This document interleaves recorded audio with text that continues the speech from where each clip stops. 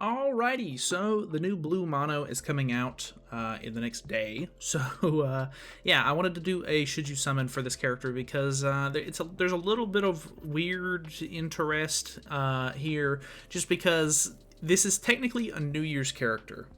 Which is a bit odd. If we go over to the JP patch notes and we scroll down, you can actually see here it says the new full or Iron Blooded mono will not be added to the permanent gacha lineup after the period ends. So that means that she is technically seasonal, which is definitely a little bit concerning, I guess, just because of the fact that she's not going to be in normal banners. You're only going to be able to get her for seasonal banners.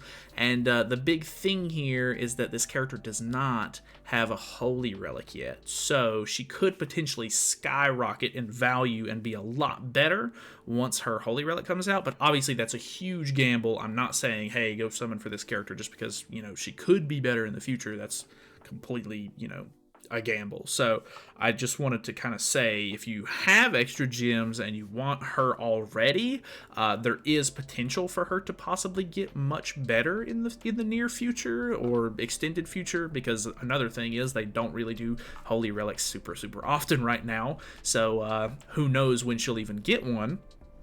But yeah, I don't know. That is definitely something of concern. If you're interested, I am going to be doing live summons for the character, so if you would like to subscribe or anything like that, feel free. We should be doing summons as soon as the banner drops, which is 11 p.m. on my time, Eastern Standard Time. So if you can, I don't know, if you need to, just Google the time or whatever. Like, it's right here. This is 8 p.m. PST is when the maintenance ends, so you can Google that for your own time zone, and it'll tell you. But yeah, let's go over the actual banner and stuff, because I don't know, it's a weird banner. Because she's a New Year's unit, we do have the New Year's Liz and New Year's Jericho on here, which is understandable. I don't understand why they decided to just put randomly Demon Chandler in here. I think the New Year's Melly would be more acceptable, but they gave us a copy of him for free, so maybe that's the reason why he's not in the banner. I really don't know what the thought process was behind this one, but there's a lot of catastrophes in here, of course, because it's a catastrophe banner, but they're really old catastrophes, and they're not any of the really good ones or anything. Like, I would say the best thing in here is maybe the regular Valenti or possibly Halloween Roxy. As far as catastrophes goes, obviously, if you can pull any of the New Year's units, they're kind of helpful to have. Plus, they have a costume sale going on at the moment, so if you can get these units and get their costumes, you can guarantee what sort of demons you want to summon for, which is kind of nice. But the Demon Chandler's a bit weird. I'm not saying that I'm not. If I pull him, I'm not going to be upset about it, because I can definitely use copies of him, but it's just the theme of the banner just doesn't really work with Demon Chandler for whatever reason, so I thought that was kind of odd. But she has a 0.5% chance, so that's okay. She's a 600 banner, so it might be asking a bit much for people to summon on this. We're coming right out of two, big, huge festival characters. So I don't know. I don't think this banner is really that great. I don't think you're going to get anything like super valuable out of this, unless it's the new mono or maybe Demon Chandler. But yeah, if you don't know what the character does, because they don't ever post that on the JP patch or on the global patch notes, we are going to go over the character pretty quickly here. So she is blue. She has a pretty good passive, but it continues with the trend that they really want all of the catastrophes to be ran together to synergize really well. So it is for the 7 catastrophes ally on the battlefield in PvP only. Increases basic stats of the 7 catastrophes allies by 6%, which is a pretty decent boost. At the start of the battle, increases the hero's damage dealt by the hero's crit chance. And if we scroll down here, you can see that she has a pretty good crit chance just already at base level 1. So obviously that's going to go up the more you power her up and everything, and depending, you could potentially try to give her some like crit chance rolls or whatever on her gear. Not really sure if that's necessary. I probably wouldn't do that. I'm probably just going to stick with my regular attack rolls. But she has some cool cards. She has a weak point AoE skill, which I don't know, they do these every once in a while, but the last one that we got that was really good was the Wedding Brunhild. She completely kind of swept the meta a little bit when she came out with this weak point card that she got, which was very strong.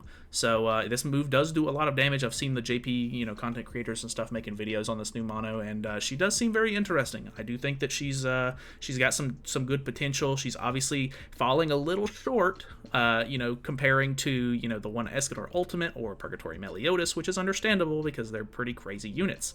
But she has a really cool buff card, which unfortunately only really does good stuff at level 2 and 3, so that makes it a little bit less valuable, of course. I think at this point, Margaret is a 2-year-old character, and she has not only a cleanse on level 1, but she also gives increased damage dealt and decreased damage taken on level 1. So the fact that they're coming out with this brand new character with a brand new card, and all it is a purge at level 1, is kind of a miss in my opinion. I think that they could definitely have buffed that a little bit.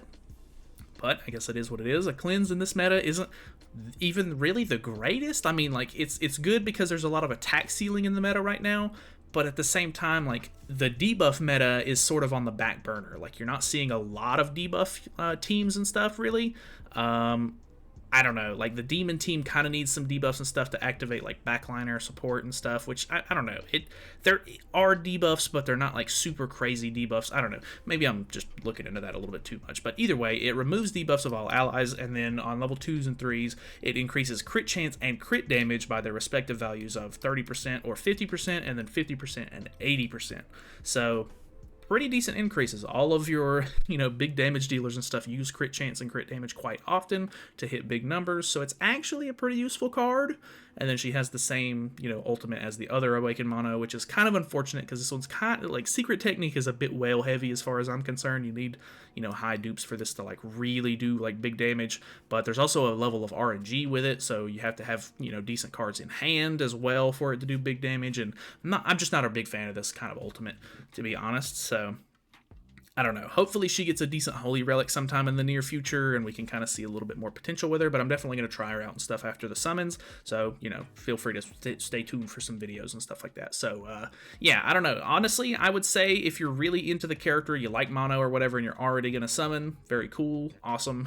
She's a pretty character. She's very waifu status, of course, so, I would understand if you summon for that. I wouldn't really recommend it. But it is what it is. So I would say if you're willing to skip this banner, you're probably going to be in a better spot for whatever comes next, because who knows, we could possibly get like a collab in the near future, or maybe just some random new character drops that's really, really good. So I would say that this one's probably worth skipping as like a free-to-play player, of course.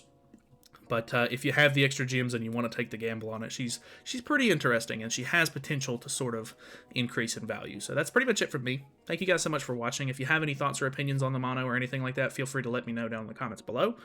Feel free to subscribe, like I said, and I'll see you guys in the next one.